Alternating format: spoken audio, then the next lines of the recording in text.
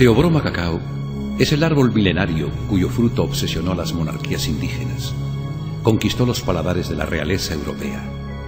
Su producción y comercio fue la joya que sostuvo la economía ecuatoriana por varios siglos y fue la causa de historias de poder, luchas y hazañas.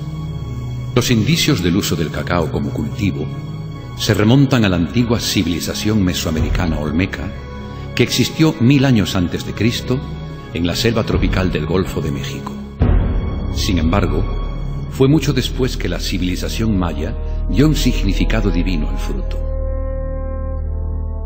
En paredes de palacios y templos de piedra grabaron imágenes de mazorcas y almendras que también adornan recipientes y jarrones en los que los mayas bebían xocoal, término del que deriva la palabra chocolate. Una popular leyenda maya dice que Quetzalcóatl, siendo jardinero del Edén, donde vivieron los hijos del sol, trajo a la tierra las semillas de cacahual, árbol de cacao, procurando a los hombres un manjar de dioses que al comerlo traía sabiduría y poder.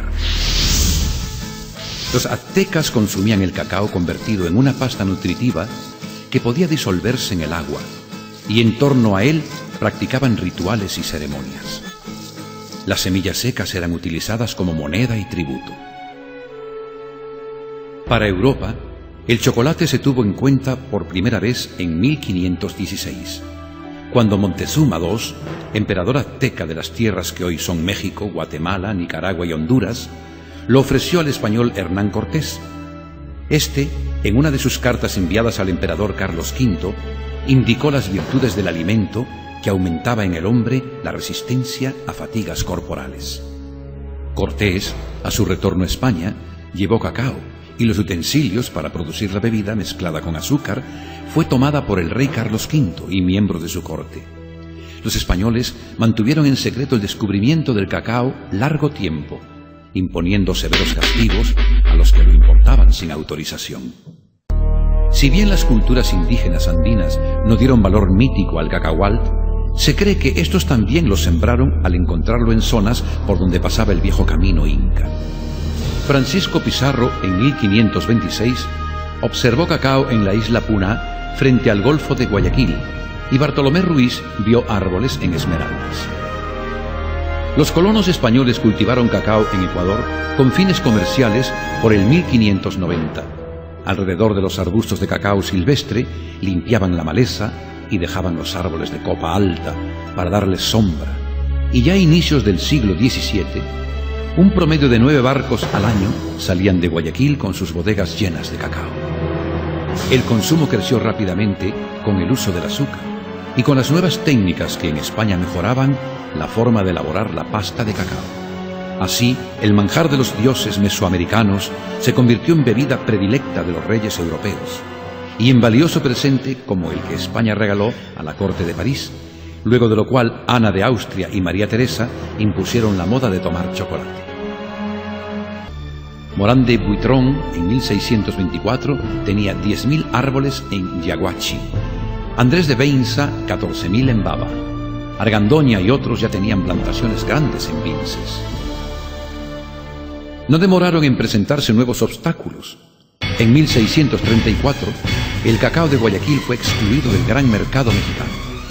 El desplome inicial del precio fue impactante, al caer de 36 a 3 pesos por arroba. Pero los productores se recuperaron al idearse formas. Las sanciones se endurecieron, pasando de multas a decomiso y quema de la carga.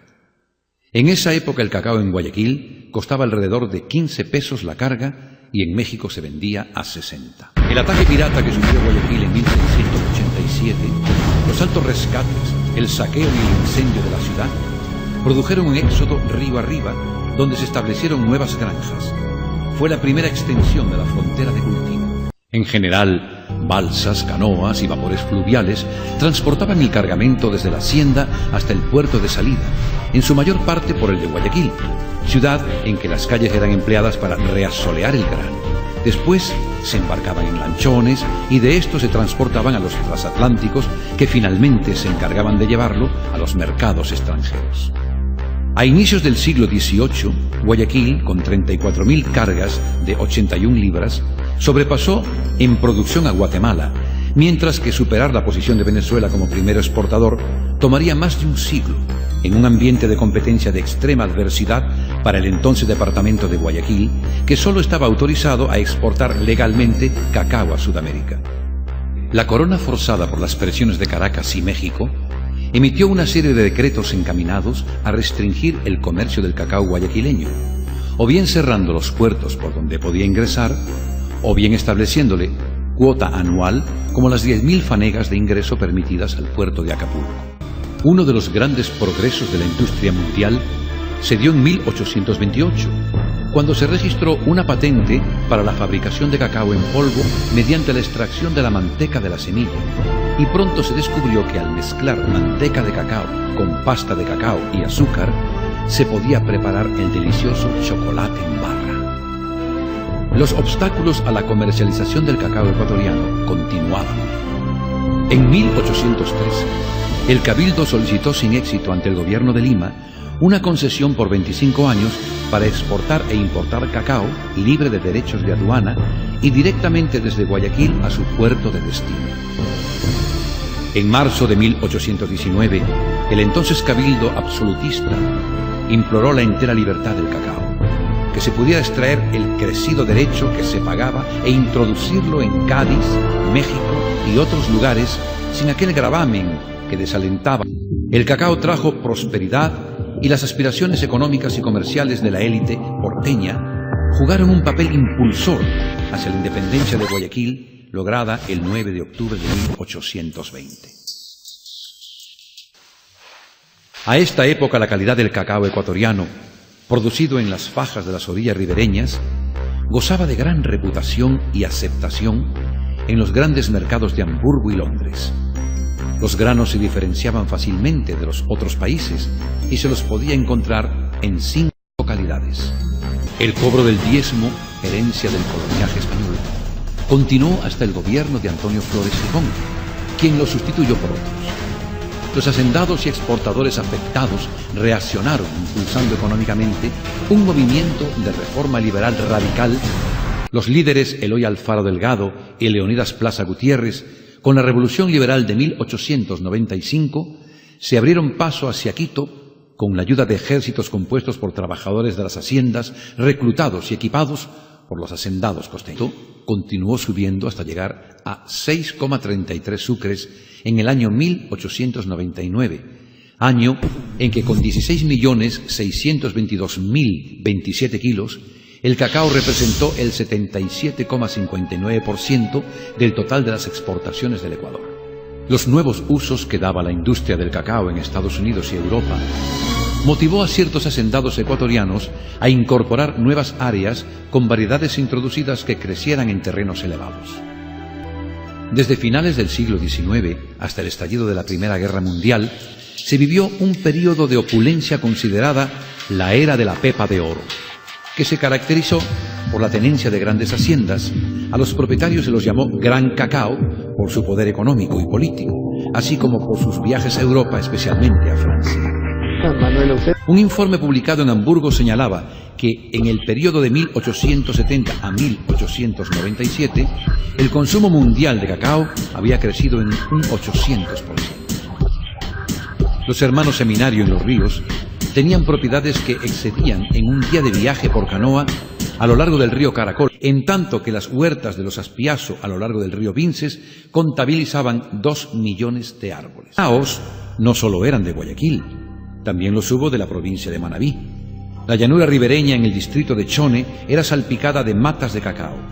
El cacao marca JP de don Juan Polit Casar en una época fue considerado el mejor. Para 1895 existían 58.6 millones de árboles en el país, repartidos en 4.827 haciendas cacaoteras. 10 años después se estimaban 80 millones de matas, 6.000 haciendas y una extensión cultivada aproximada de 130.000 hectáreas. Los Gran Cacao tenían muchas haciendas. Vicente González Basso encendió la alarma cuando escribió sobre las siembras de cacao que Inglaterra, Alemania y otras potencias iniciaban en sus colonias Ceilán, Sumatra, Madagascar, Trinidad, Martinica, Ghana, Nigeria, Costa de Marfil y Camerún, advirtiendo que esas futuras cosechas significarían una seria competencia para el grano ecuatoriano, que desde 1894 a 1905 se ubicaba a la cabeza de la exportación mundial, con ventas que se incrementaron de 220.000 quintales en 1877 a cerca de 1 millón en 1917. El amenazante panorama instó a que en 1903 se formara la Sociedad Nacional de Agricultura para la Protección Mutua, integrada por los Morla, Contreras, Rivadeneira, Sotomayor, Aspiazo, Icaza, Seminario, Guzmán y Luna. Entretanto, asomaba la industria chocolatera del Ecuador. En 1906, Guayaquil tenía 5 fábricas: la Italia, propiedad de los señores Viñolo hermanos y Castañeto, y la Segale, hermanos también, que había comenzado a funcionar en el siglo anterior. Otros comerciantes de origen italiano que entraron en la fabricación del chocolate fueron los señores Nociglia y Bayaza, quienes administraron una pequeña fábrica con el nombre de La Roma. Huerta adentro, por el 1915, aparecieron manifestaciones de la mancha negra en plantaciones de tipo trinitario. Era la enfermedad moniliasis causada por el hongo Monilla roreri, que pudre las mazorcas antes de la cosecha. La variedad nacional de Ecuador, que hasta entonces se había mostrado libre de la enfermedad, también fue atacada. El alto nivel de inóculo terminó rompiendo la resistencia natural que poseía. Al concluir la Primera Guerra Mundial, sobrevino una gran deflación en los países de Europa Occidental. Ecuador, en 1921, soportó un colapso total de precios que agravó el devastador avance de las enfermedades.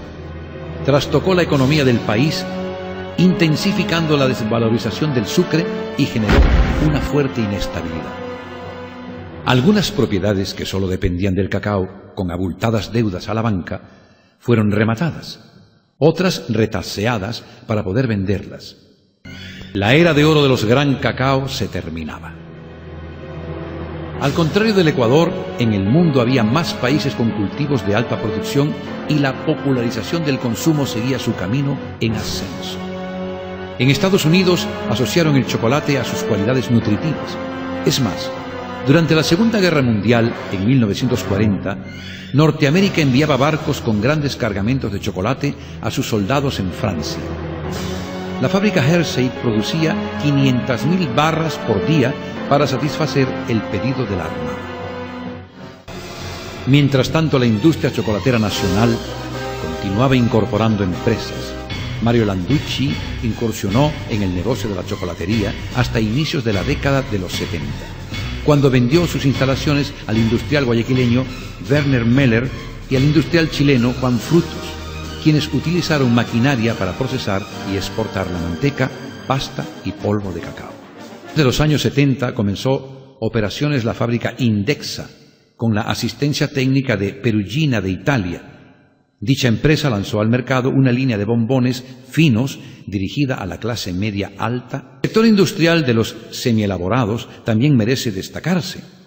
En la década de los años 70 existían alrededor de 15 plantas dedicadas a extraer manteca y pasta del cacao, un negocio que prometía alta rentabilidad y también tuvo problemas.